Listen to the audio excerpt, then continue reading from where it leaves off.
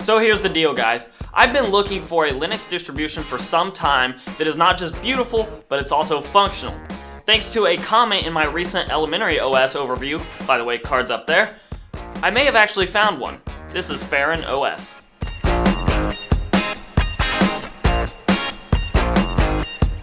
So one of the things I feel like Linux really struggles with is getting the Windows and Mac users to convert over to it, largely because either the interface is so different it's just intimidating, or because the interface is functional but it's really just not beautiful. Feren OS looks to solve that by making a beautiful operating system that is also functional, but also maintains a lot of the aesthetics of both Mac OS and Windows, depending on which theme you want to look at. Now, before we get kicked off, I want to throw this out there. This is not a complete review of Feren OS. This is more of a quick overview of what you, the user, can expect to find from Feren when you boot it up for the first time, and what kind of stability you can expect. Now, I will say this. Feren OS is based on Linux Mint, which is then based on Ubuntu, so the core behind it is going to be very stable and very solid, and in fact, I found that Feren is super stable, super solid, and the eye candy in it is, in my mind, totally worth it. So I want to hop in and take a look at a couple of those features. Without a doubt, the biggest feature of Feren OS that is sort of the big selling point is its themer engine. So right now we are on the very default Feren OS theme, which already looks a lot like Windows 10, but if I hit the Windows key on my keyboard, it brings up the menu, and I can just type in themer, and I can bring up the themer for Feren, and this is, like I said, the biggest selling point. On the right side, you have several different operating systems, anywhere from Windows 10 to Mac OS X to Ubuntu, Linux Mint, Chrome OS. They have all these different themes that you can pick from. So if I want to go into Windows 10, it gives me a couple previews, and I like the dark theme, but I'm going to go with the light theme because that's basically the default Windows theme. And I'm going to click on that, and it very subtly shifts to the Windows 10 light theme. And right now it doesn't look like it did much because it really doesn't. It does darken the bar down here a little bit. But now if I click here, we have the start menu looking very much more like a classic Windows start menu. Except, again, when you go into all programs, that's where you find all your categories for your different applications and where they fall. So if I go back into the themer again, one of the more radical changes is when you go into the OS X. So we're going to pick Mavericks, for example. And after a few seconds, we get switched to a OS X look. Now we have a dock down below, which acts very much like the dock in Mac OS X.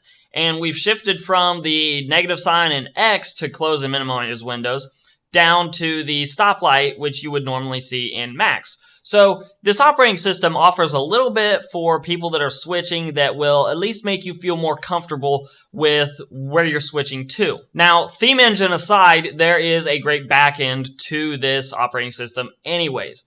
If you look at the included system apps, most of them will get you by just fine, as opposed to Elementary OS's system apps that were, while beautiful, not really that great and functional. On the browser side of things, we have Vivaldi, which is included out of the box, and that's the one that's highlighted most. It's put in the super bar, or the status bar, or the dock, or whatever you want to call it, of Feren. But you also have Firefox that's sort of hidden away there too, but Firefox is also pre-installed. I actually quite like Vivaldi. It offers you a couple different features that are not common to most browsers, and like any other browser, and it's showing me that I've already downloaded Chrome, which I have. But like all other browsers, it offers you a full functional set of things you can do with it. One of the things I love about it is it has a collapsible bookmark dock thing on the left side that also serves as a page shortcut for other pages you go to a lot, while also maintaining your screen real estate and giving you the full width if you need it by just collapsing that menu into the sidebar. I think that's a nice touch of Vivaldi.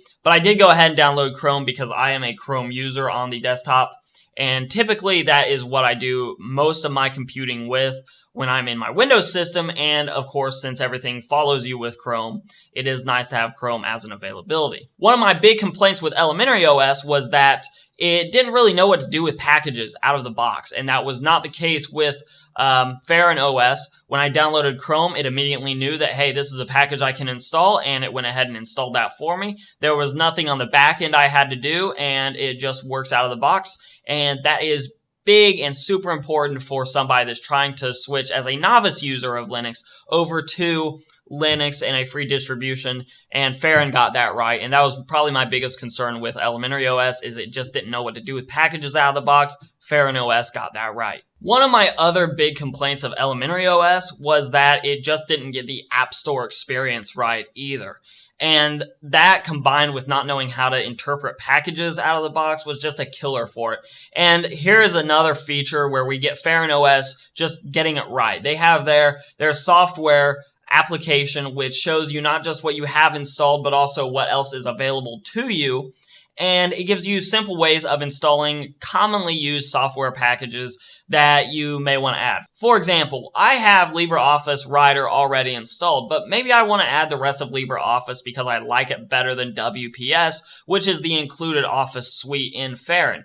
I can click on the Impress, which is essentially PowerPoint, and it gives me the option immediately to download and install that, and it's a simple click and password away, and then I would have LibreOffice Impress on my computer and ready to go. Speaking of Office suites, I do find it interesting that Feren included WPS because this is the first distribution that I have seen WPS on. Normally I'm used to opening up Linux Mint and LibreOffice is there, and I believe Ubuntu may even include LibreOffice now. I know it used to be OpenOffice and then there was that sort of split. But WPS is interesting in that it has a more modern look than LibreOffice, and I think that's appealing to a lot of people now that are switching to Linux today. It has more of the look of the more recent Microsoft Office distributions, whereas LibreOffice and OpenOffice both sort of have that older 2003 look to it. WPS looks more like the 2013, 2016, more recent, which is super helpful if you are making that transition from a current Microsoft computer or a current even Mac computer to the Linux side of things. It gives you that much more familiarity. I think a lot of people will like that. But as always, if you don't like that, then you can always switch back to LibreOffice. It's always available in there for you. Now, the one thing that I did find that was a little bit annoying with Feren was involved with its themer engine, which is super great, and I don't want to short sell that at all. But every now and then when you would try to switch themes, it would crash Cinnamon, and you'd have to restart your desktop environment. That being said, it normally would recover without a system restart, and also it seems not to really affect anything. It's a few seconds. Then it will give you the error. It says restart Cinnamon. You restart Cinnamon, and then it boots up back with the option that you had just selected. So it's not like I'm trying to switch to Mac, and every time I switch to Mac, it crashes and reverts. It actually boots up then with whatever theme I wanted anyways. So as long as you pick a theme, once you get it set, and even if you have to go through the error process there, once it's set, there seems to be no issues whatsoever with stability there. So maybe that's something that gets improved with updates down the road. But even if it's not improved, it's not really something that is that annoying to the end user. So conclusion time. Is Feren OS a beautiful Linux distribution? Yes, it is. In fact, I would say it is the most gorgeous Linux distribution I have ever personally worked with because it gives you a very simple themer that allows you to customize your desktop a little bit to what you're most comfortable. Whether you're coming from Mac, Linux Mint, maybe Windows, Ubuntu, whatever the case may be, there's a flavor in the themer that will really put you right at home. In addition to being beautiful, it's functional. It is rock solid as far as stability goes, with the exception of the themer crashes, which really doesn't seem to affect a whole lot anyways, and it's just one click away from being fixed every time. There's really no stability issues that I've seen with this operating system in the time that I've been working with it. Is this version of Linux something that could replace my daily driver? For me, no. And the reason for that is I'm a gamer, and even though Steam is available here, the Steam library of Linux games still isn't good enough for me to justify replacing my Windows environment. Feren covers the basics extremely well. Depending on your use case, it may not replace your Windows applications. But as far as a Linux distribution goes, it's about the best I've seen, and in fact, I would recommend it above even Linux Mint just because the extra eye candy it adds, to me, is totally worth it.